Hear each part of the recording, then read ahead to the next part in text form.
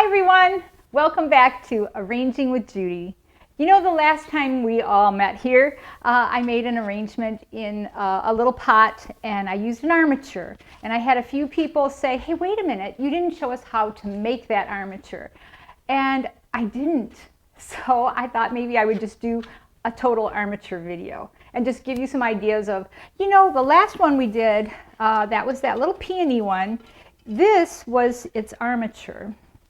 And it's just a wad of, you know, grapevine loops that I took and wired with a taped wire and then stuck in that pot. And, well, let me see, do I have a pot that I can show you? You know, it was just placed, you know, like this in the pot. And then as I put things in, the things that I put in helped secure this in position. And also, this helped secure the things that I put in into position. Okay, so it was just sitting on, sitting on the pot. And the neat thing about using an armature is most of the flowers are really kind of attached to it as they get placed in. And so you can easily lift this out of the container and trim off the ends and switch the water out so that you have clean water. And it's just really handy. And you're not using floral foam, and you're not using metal chicken wire, which I love chicken wire. I'm not saying don't use it, but I'm saying that this is a natural way, and it also gives you some interest, you know, to your arrangement. So that was the one that we did with the peonies, and this one we did with the mason jar arrangement. And these were just branches of willow from the ditch. And I just took them and I looped them and put the little wires on them to keep them in position. So this is really simple to do. I don't have the willow branch, but I do have some euonymus that I cut out of the yard. I have it growing around the patio, you know, and I just cut this and I stripped off the leaves, and I bent these branches into, you know, just the curly Q kind of pattern, and then I tied it with this wire. So what I want to show you then is I have some euonymus here, and you see I just strip off. This is what it looks like. And then I just take and just strip off the leaves like that. And then I have a bare branch, but it's really nice and flexible. I might leave that leaf on, I don't know. So the way I'm going to secure this, though, I mean, you could use wax string, you could use twine. I find that a taped wire works the best for me. And for this one, I used a 24 gauge 18-inch long wire and some floral tape, which is just crepe paper that has wax, is coated with wax, so it's sticky. So it's sticky on both sides. There's not a top and a bottom. There's not a sticky side and a non-sticky side. The heat of your hands is what seals the tape into position. So I'm just going to tape this wire because that gives me just a little bit more stick and a little bit more to wrap around it. It's just a little bit bulkier, and it won't cut anything with the tape on it. So I simply take the wire and I put it on top of the tape, and then I fold it over, and then I just start twisting with my top hand and pulling and stretching with my bottom hand, and it tapes the whole thing. So that's how I do it. I'm just going to show you once because I've showed you that too many times already. So I'm just going to take this branch and I'm going to put it in my hand like this. And then I'm going to take another one and fold it over. I'm going to put it next to it, and I'm going to fold this one over this way. And then I'll take another one and I'll go maybe in the opposite direction if this thing will cooperate over here. And I guess I don't want those leaves on. And then I'll take another one and I'll go this way. Let's see. And if you need to, it's okay to wire in between, you know, these. Like I could have put the first two in and taken a piece of wire and wired it securely so that I could handle it better. You know, you don't have to, you know, put it all and wrap it all at one time. So this one, I want to go over on this side then, like that. So it's a little kooky looking, a little wild looking, but it gives you a base to hold all your flowers into position. Whoops, I just lost two of them. So when I wrap this, I pull it really tightly. Oh, I just pulled the tape off. All right, so I'll get a new one. Let's put these back, and then let's see. What I want you to see is I'll take the wire and I hold it alongside this this bundle, and then I'll hold it with my thumb, and then I pull it out, and then I wrap it around like this, and then I give it a tug and give it another tug so that it's really secure. And then when you put this in your vase, I'm not sure if it'll fit in this one without cutting it, but see, it's, well, no, that's not a good one. Let's do this one. All right. So when you put it in, you know, it's going to support all your flowers. Now, and I mean, it could be in a vase, it could be in a mason jar. I mean, you can put this, you could cut it off and you could put it in a bowl. You know, it's up to you how you use it. This is not the only kind of armature there is, just this little curly-Q thing, you know. Even something like a little wad of wisteria, and wisteria makes a good armature too. But even just a little thing like this placed in a bowl will help to support your flowers. And then you just add water and flowers, and it'll help hold them in. This is a grapevine wreath. I think, do I have this under this one? That I wedged in here. If you're making a pot of flowers, and I've done this with this one before, where I had forsythia branching just cascading out of this, and it could only be this tall because it went on a top shelf in my family room, and it could only be, you know, it couldn't hit the ceiling. So when I put this wreath in the bottom, you see the wreath, I place the branches. Do I have a branch? I can use anything. Here's some nice dock. I place the branches in like this, and you see how that'll cascade over, but it'll still be in the water because this wreath is here. And I could even pull it up a little bit, and I could even like tuck it in between some of these if I wanted it just at a little bit more of an angle so that it draped a little better. So, and once you get a few placements like that in, you know, your side placements, then this forms a grid here. You see how it's going to form a grid if I put several in there, and then those will help hold the next layer of placements into position. But you could combine a wreath thing like this with branching or an armature of grapevine.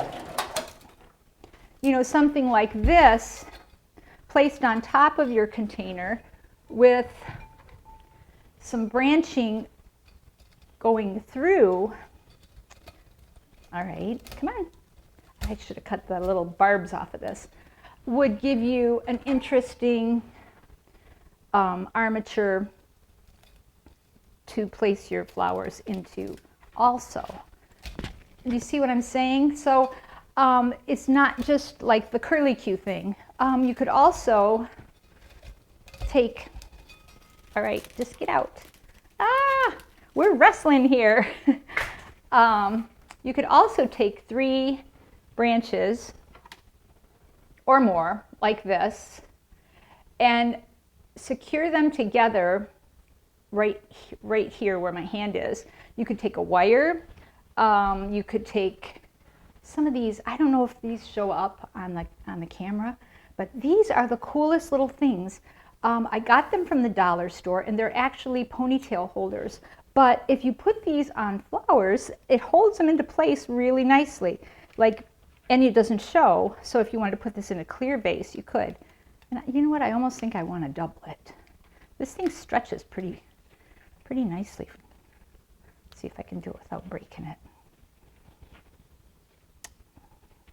Maybe. If I can get it off my fingers. I think I can. All right. And I should have cut all these little tiny branches off of this. I'm pretty sure this is pussy willow that I cut last night. And I should have just taken all the little tiny, barbs off of it because it's holding up my progress here. All right, so see how this is going to hold these into position. And then if I put them in a tall vase or some other, well, that's a little too tall here. Let me cut it off. As I place my flowers in, it's going to hold, and it's going to be interesting too. And it's not curly, it's just very natural and organic, and it'll make it really easy for you to place your flowers where you want them, because it's already forming a grid just like that. Let me see, I have more. Wait, there's more. Oh, if you have a shallow container like this, I frequently make humongous arrangements in this thing with just this as an armature, and then sometimes I'll add a frog in the middle. And I place my lower placements in first, and then I gradually build up to the top, where then I'll tuck some of them into this frog also. But if you didn't have a frog, you could even just use, grapevine balls. You've got this grapevine in here that's going to hold your lower side placements. You can tuck those things into and around these, and here you have another very organic type of armature. Even something, let's see, I had a vase I wanted to use. Well, even something like this, with this on the top, will make a really interesting arrangement, and it'll help you to angle your placements. I like this side better. Here, that's the front. It'll angle your placements for you just by wedging them, tucking them in between these branches. And I had one more thing. Also, even something like this in my little, I would rather have it in here. Ooh. Something like this, and you could just put branching in this too, So don't just think about, something like this. Think about how else you can use organic materials to support your arrangements without having to use, foam or plastic or anything. I also have this this pot here that I might do an arrangement in for another video, because I'm kind of intrigued with trying this. I made an armature out of branching. I think it's a viburnum, but I'm not sure. And so I just wired these things together, and I started out with these two right here, and then I put these on, and then I wired these to it, and then I started crisscrossing with these because I thought it just might be kind of interesting. And I think it's going to form a really nice grid, but just in case, I tucked a little bit of grapevine down here in the bottom of this so that it would kind of form a grid too. I might have to work on that a little bit before I do the video. But anyway, the armature thing is a lot of fun to play with. and it's also very useful to have in your hip pocket because you can see where I'm headed with this one just by looking at these two placements right here, that I'm going to have a very very parallel, very vertical arrangement here with all my ups and downs and real nice depth placements, because I kind of want some of this to show.